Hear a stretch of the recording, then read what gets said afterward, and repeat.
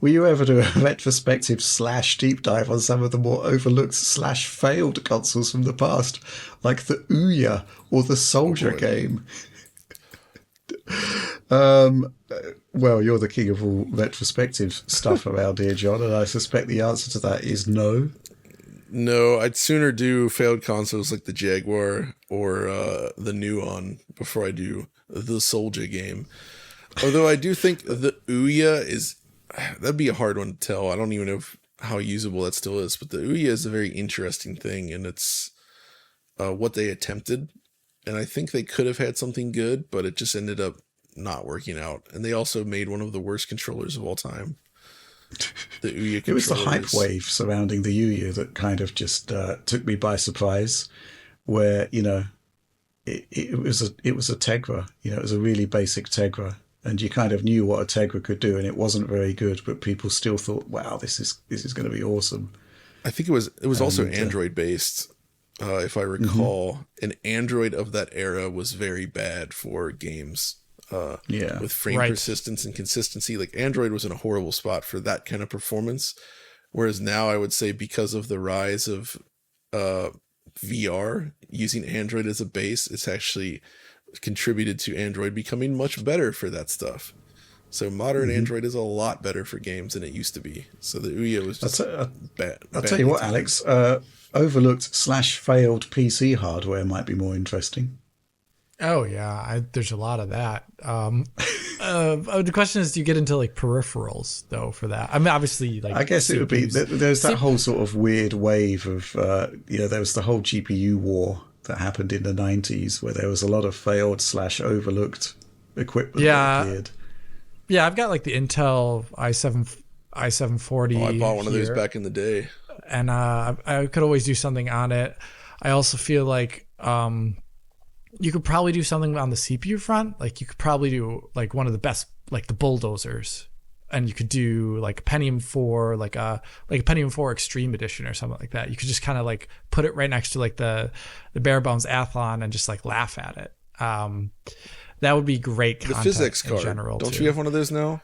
I do have a physics card. It's a Gen 2 physics card, so it's not the original one. But it's actually, I think it's the exact same other than the fact that it's PCIe 1X. I don't have like the 256 megabyte version, which also came out. So it's still same configuration as the first one. That would also be one that I would love to do one of those too. Yeah. And there's the physics one would probably be the one that's like most visually interesting of a video. And it also taps into like the ethos of the time, like the old like the Intel 740, a good story, but also it's like visually not so interesting because I'd just be showing all like the OpenGL and DirectX games just running poorly on it. That's how I played Trespasser though.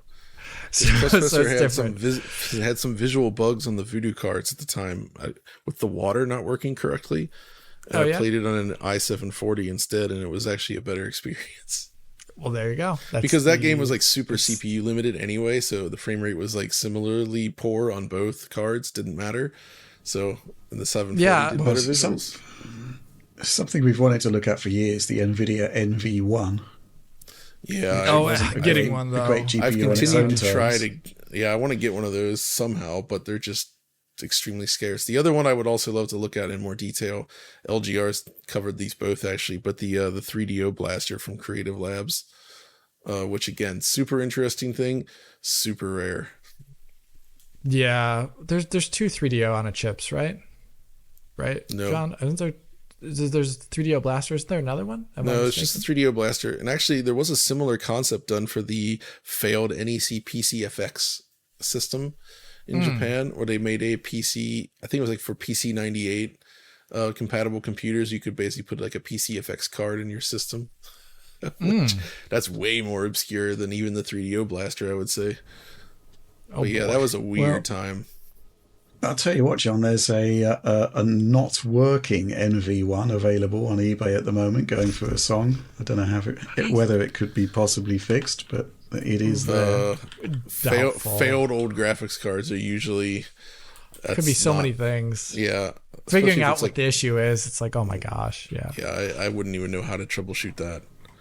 Yeah. I mean, yeah, NV1 would be cool. Like, there's all that stuff. Like, early 3D is so crazy. before any standardization occurred, you could just show off like 3 or 4 games that work on one of the graphics accelerators in a good way, and they probably don't even run well. Like you could have a video just all about that. That's a lot of fun.